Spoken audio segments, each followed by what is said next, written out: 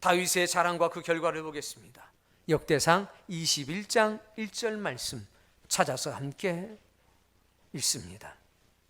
사탄이 일어나 이스라엘을 대적하고 다윗을 이스라엘을 계수하게 하니라. 사탄이 이 모든 음모를 꾸몄다는 것입니다. 다윗을 충동질했습니다. 네가 한 일이 얼마나 위대한지, 너희가 가지고 있는 것이 얼마나 대단한지 알려야 되지 않는가. 그래서 이스라엘의 백성들의 숫자를 세게 한 겁니다. 그러나 다른 나라들과 달리 이스라엘은 이것이 금지되어 있는 일입니다. 이스라엘을 계수한다는 것은 오직 하나님의 전적인 권한이었기 때문에 그렇습니다. 그리고 그 속에는 하나님의 위대한 섭리가 담겨져 있었다는 겁니다. 다윗이 요압에게 명령합니다. 숫자를 세워라. 그랬더니 3절에 요압이 말합니다. 여호와께서 그 백성을 지금보다 100배나 더 하시기를.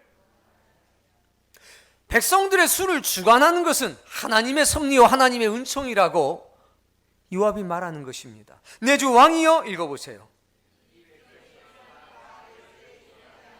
내 주께서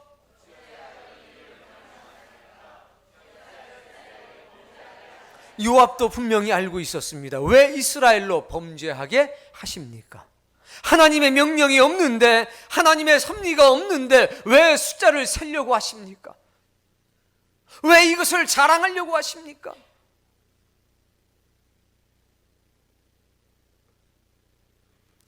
(10절) 말씀, 그 결과를 보는 겁니다.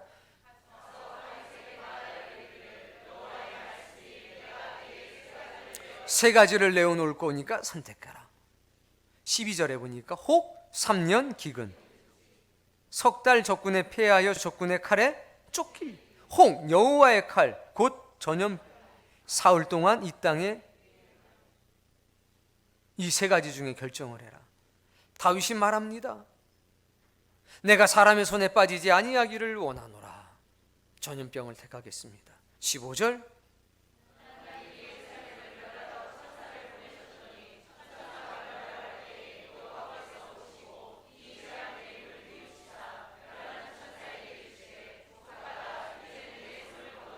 (15절) 말씀에 보니까 브엘세바까지 백성의 죽은 자의 수가 7만 명이니라. 사단은 하나님의 뜻을 거스르게 하기 위해서 다윗을 유혹하고 충동했습니다. 이스라엘을 계수하는 것은 전적으로 하나님의 권한이었습니다.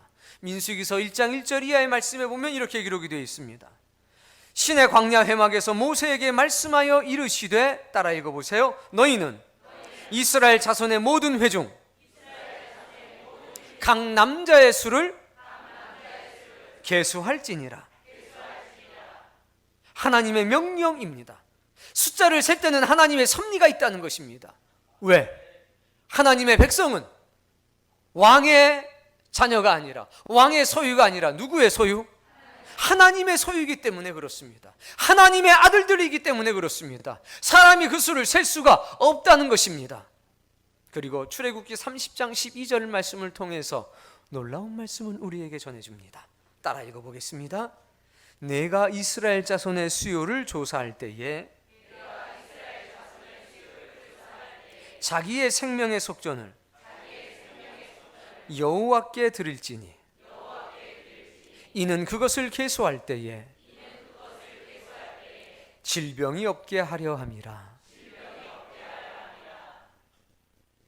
계수는 주의 백성을 치료하고 회복하시는 하나님의 사랑이었습니다.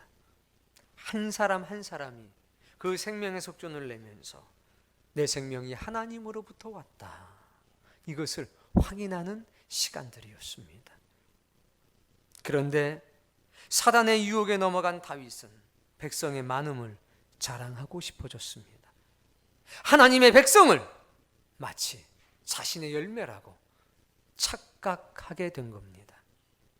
그 결과를 보십시오. 얼마나 끔찍한가. 3년의 기근, 이것은 굶주림을 말하는 겁니다. 먹고 사는 일. 석 달의 도망자의 생활, 모든 명예와 재산을 잃어버린 누조로서의 삶을 말하는 것입니다.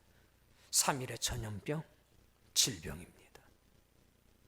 이것의 의미는 다 동일합니다. 이것을 당한 사람은 살 수가 없습니다. 하나님이 자신을 통해 이루신 것을 자신의 것이라고 자랑하는 결과를 보십시오. 7만 명의 죽음입니다.